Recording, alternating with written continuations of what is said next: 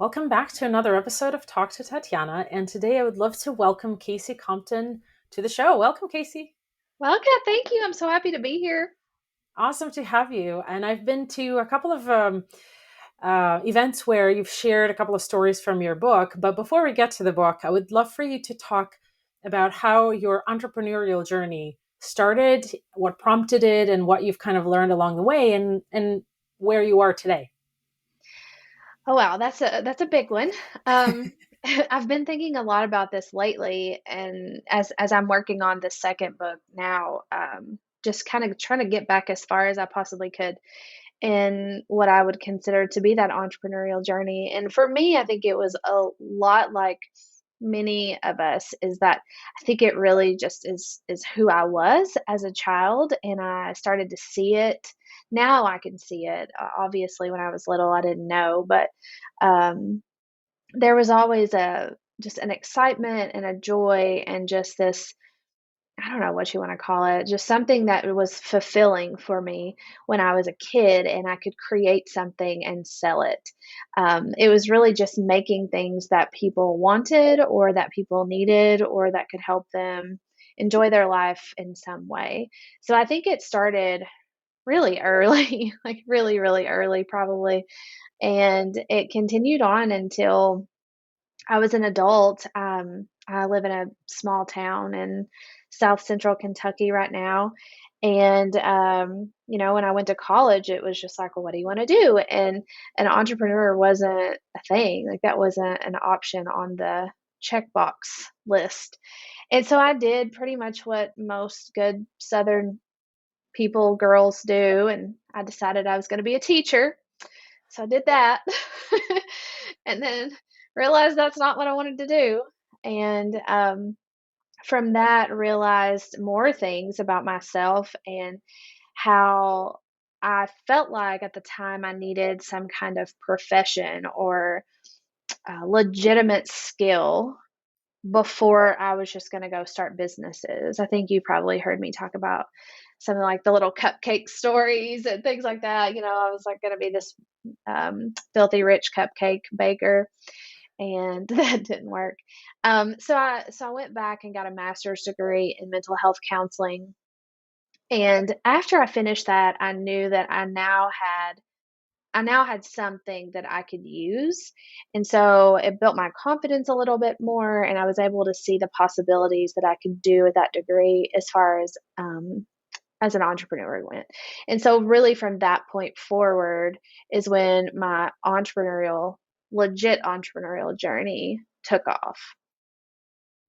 That's really cool. Thanks so much for sharing that. And so, what do you do now? Explain how you work with people and what you do. What's your day like? Yeah, so once I graduated and I worked as a counselor for a while and realized that I wanted more and decided I was going to open my own business. So I opened my own counseling practice, a group practice. We had multiple counselors and multiple providers doing different things. So I did that for a while, and it didn't take very long before I realized that I couldn't do both. Like, I wasn't going to be able to sit in the chair and run the business. And I think I was thinking that I could. Like, I could do, just as well doing both, giving just as much time and attention to both. And so I got to the point where I realized that I couldn't do both and I had to make a choice. And what I found was that I was enjoying and loving the business side of things. I liked seeing how things worked and how to build something more and how to grow and scale and work with my numbers and try to achieve more profit. And so I started doing that for myself. And before I knew it, I was invited to do some consulting with another industry, mental health industry consultant. And I did that and I just learned even more. And so now, my day to day is quite different. So that all happened about 4 or 5 years ago. And so at this point now, my day to day really is just more about looking at the big picture and looking at operational strategies and planning, and it's a lot about leadership and training my team to be able to keep the systems moving. And so I have 7 active businesses at the moment. And so what I do now is just make sure that they're all going. And the most of my actual work is the things that people cannot do for me is the writing. And so that's really all I physically do myself at this point. Oh, wow. 7 businesses. Tell us a little bit about that. Yeah, that wasn't on purpose. That wasn't like I had this goal of, oh, I'm going to have all these business. And I've had more, and just over the years, phased some of them out, built new ones, and whatnot. But um, I looked at the main business that I had, which was my group practice at the time, and I just asked myself, what would make the most sense to grow, or really, what was another revenue stream that my business had that could potentially stand on its own. And so as I started looking at the revenue streams, like for example, we had this big office space we were paying massive amounts of rent to. And I just thought, wouldn't it be better if I just bought the building? And then if I'm going to buy one building, shouldn't I just buy more buildings? And then maybe if I'm going to have more buildings, that I just have a commercial property business. Um, so that's kind of how they started off. So I have a commercial property business, and then I have a hair salon that is over here across the street. Then we do consulting, small business type consulting, working with business owners to create businesses that can run without them, essentially focus so that they can focus on the service and not the system. Then we have a virtual assistant portion of that company. Then, of course, we have the author book, that part of the company. Um, there's just a lot. Like there's a lot of different things going on. Awesome. Wow. But what's your primary part? I know you mentioned that the primary thing that you do is writing because nobody else can do it for you. And so, what's your goal with that business? So with authorship and writing, and yeah. So the way that I'm thinking, I can't remember right at this moment who does this. You may know, you probably know. But I really like the concept of each book almost being a standalone business. And so what I'm trying to do right now is build or write each book and then build businesses around it. So we would have products and offerings as it relates to each book, and having different services that will help the reader and the business owner, the entrepreneur, specific to that book. And so that's really the plan right now, is just that bigger picture of how am I going to scale this, just like I scaled the mental health practice and the That's consulting awesome. business. Awesome. I love it. Yeah, I think Mike McAllis does something very similar. He launches a business with every book. And so Hmm. it's a great strategy, I think. And so awesome. Yeah, Um, yeah. talk about your book. So I wrote Fix This Next for healthcare providers in the middle of COVID last year. I actually launched the book in July of this year, of 2021. And what I was noticing was that entrepreneurs in general, but specifically healthcare business owners, they think they have to do everything, and they were sacrificing all of their time with their family and their sanity and their energy and everything, just so that they could make this business run. Because I think for them, it was not only for themselves and their family, but they have patients and they have the community that they're participating and involved in and that they care about.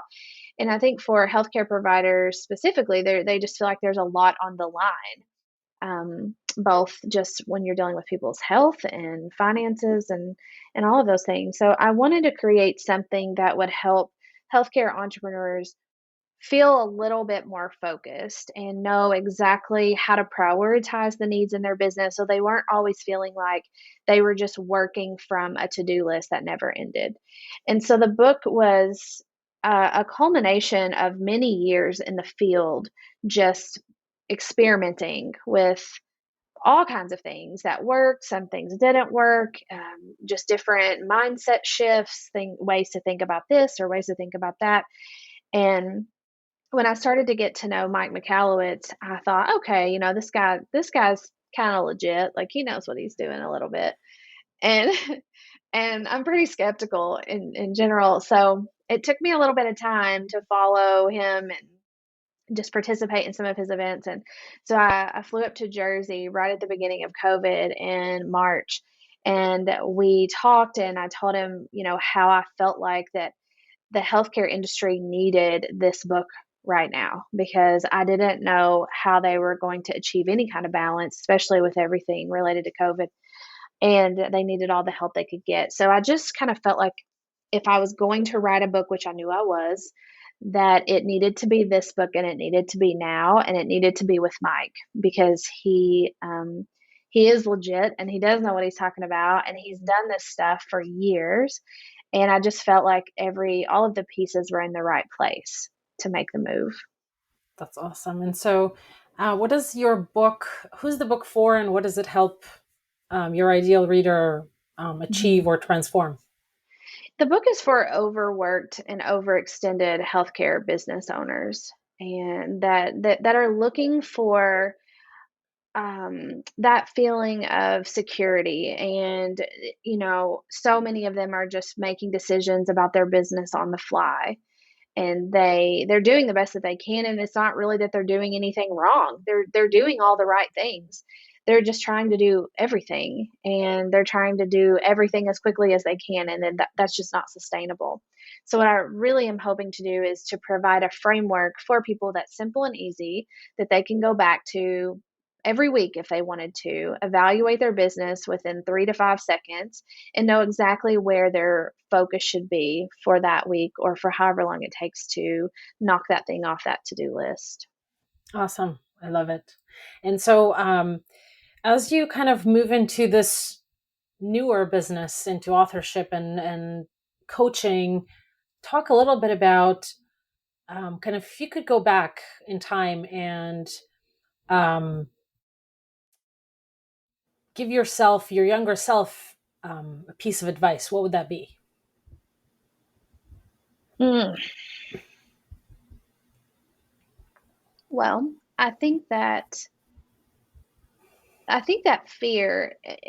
Let me go back just for a second, because when I was working as a mental health counselor, which I have not done in a while, but when I was, my area of specialization was anxiety and panic disorders. And so, anyone that's familiar with anxiety or panic, they would know that the root of almost all, unless it's a physiological issue, but the root of anxiety and panic is fear. It is a fear that we all carry around. No one is exempt from it. Everyone has it. And fear can cause us to do a lot of things that we don't like, or we shouldn't do, or causes us to feel, just more critical and have self doubt. And so, what I would do is, I've always been a pretty bold person on the outside. Like if you were to see me, or if you don't really know me personally, you're going to think, oh, she doesn't give a hoot. Uh, try not to say a bad word. She doesn't care. Like she'll just do whatever. She has no fear. And that's true to a certain extent. But it's not that I don't have the fear. It's just that I make a decision to push past it. And so I think what I would tell myself even sooner than I did was that, um, it's okay to feel fear. You just have to push past it anyway, because I think that that is, in a lot of ways, not necessarily what always held me back, but I'm more of a person who hangs on to the internal. And so, even though I'm going out there and putting myself out of my comfort zone and doing things that may call attention to me or might make people judge me, on the outside that doesn't look like it bothers me, but of course it does. And of course I'm sitting here, like internally trying to pep talk myself every single day, and tell myself, and the older I get, the easier that gets for me. But 10 years ago, there was a lot of things that I did not do, or I was afraid to do, because I was afraid of any kind of pushback that I might get from it. That's powerful. Thank you for sharing that. And I believe you also do some sort of coaching and or consulting. Is that true? Yeah, yeah. Started that back in 2017. And my team and I created a membership community for people who are looking to scale their businesses. And really the thing that we like to focus on most are the systems and how things are working, the efficiency and the order within a business, how, how you can set that up and design it in a way that will give you the most space possible. And I think that that's why we all went into becoming business owners in the first place, is because we wanted freedom, like we wanted to set our own schedule and make our own decisions and do things the way we want. But then we get into the business and we feel completely trapped. And because yeah, we do have freedom to make those decisions, but we feel like all of the external things are putting pressure on us to force us to decide certain ways for certain things. And so what we really focus on is how do we create something in your business that can help it run, so that when you want to take space to explore another big idea, or create another revenue stream, or build a fourth or fifth or sixth business, the one that you have already built can still run and function and thrive and continue to grow in your absence. Awesome. All right. Actually, I was looking over the information that you've submitted, and I came across something that I wanted to kind of expand on. What do you do when your business acts like a toddler? Oh goodness. Emily sticks that one in there. She does it to me on purpose. I know what she's doing. So, I have a toddler right now, and I have two old. So I have three kids. I have one that's 2, and I have one that's 7, and then one that's 12. And the 2-year old actually acts more like an older kid than the two girls who are older. They act like toddlers almost every single day. Um, but I think that our business, in a lot of ways, mirrors that of our family. And, what do we do when you have a toddler that's throwing a temper tantrum or acting up for no reason? What we do, or what I do, is looking at that function of that behavior. Like, what is it that is making this child act like this? Is it attention seeking? Do they have an unmet need? What is it that's going on? And let's spend a little bit more time on pause trying to figure that out rather than just reacting. And so sometimes my mom used to do this to my daughter when she was a baby. It used to drive me crazy because my daughter would want something, and it was her first grandchild. So my daughter would cry after it, and then my mom would just give it to her. Or if she did not give it to her, which she almost always did, but if she didn't, she would just distract her. And I remember thinking, as a first time mom, okay, I see why you're doing that, but like we're just kind of creating a new problem over here. So maybe we should just like teach her to accept some limits and some boundaries. And it's okay to hear the word no. And so I think our business, if we look at our business in that same way, first we have to take a moment to think about what is really causing the problem, what is the core need here, and address that. Because most of the time what we do is we treat the symptoms, which might look like just throwing more at it. Like, oh, here's a big problem over here. Our leads have dried up. We've got no referrals in the last 30 days. Let's just throw more money over here at a Google ad campaign. Just sometimes just throwing more at it is the mentality that we have. We do the same with our kids. So that's kind of what I was thinking about when I was thinking how it acts like a toddler. And then sometimes um, the best thing to do is not do anything. That's one of the best tools, is active ignoring for kids. And so sometimes your business just needs some space to breathe, and it doesn't need us in its face. It doesn't need us throwing more money at it or more um, whatever we throw at it. Sometimes it just needs space to breathe. Love it. Thank you so much for sharing that. This was awesome. You're welcome. How, and talk a little bit about, there was also a topic about the bankruptcy to Boss Babe. What is that about? Yeah, that is a story that I think will come out in its entirety in the second book that I'm working on. I call it The Laundry Basket Baby. And it was a time in my life, not that long ago. I mean, I guess it was around about 7 years, 8 years ago. And I'd had my degree. I went and got my master's degree. I was a counselor. On the surface, it looked like I had everything going okay. And what I realized very quickly was that my foundation of my life was pretty bad. And it took a few little things to just cause it all to come crashing down. I had a vehicle that just stopped working, and it was a lemon. It was just like one of those freaking terrible deals. It was bad. It was just a bad experience. So I had that happen. I found out I was pregnant with my daughter, Lennon, and it was an extremely high risk pregnancy. Almost lost her.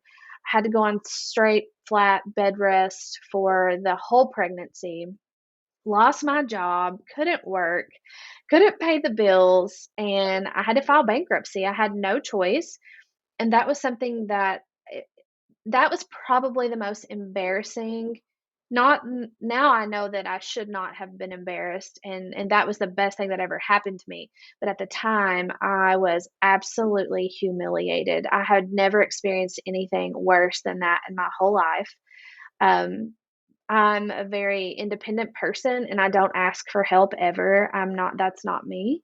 And so I basically just suffered through it and um, lost everything. Barely, I mean, just it was really, really bad. And I remember bringing her home, and we had a crib, but it was a crib for my oldest daughter. And as we were transporting it to the place we were living, it flew out of the back of the truck and just shattered into pieces. And I was like, oh my God, that's the only thing I have.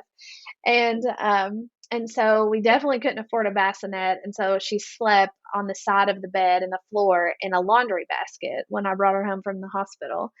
And there was just something in me that sparked, and I said, "Never again."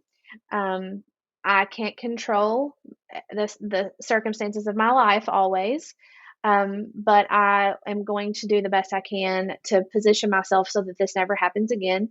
And we were on Medicaid, we got WIC, like everything, every kind of government assistance we could get, we got it. And from that moment when my daughter was born and I went back to work, I believe it was within right under 2 years that I'd hit gross the first million.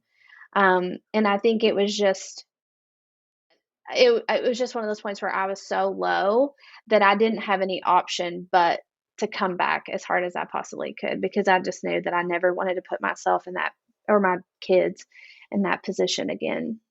Wow, that's a powerful story. I'm glad I Yeah. asked. Yeah. Yeah. That's a big Thank you. one. It's a big story. Awesome. I love it. Thank you for sharing that.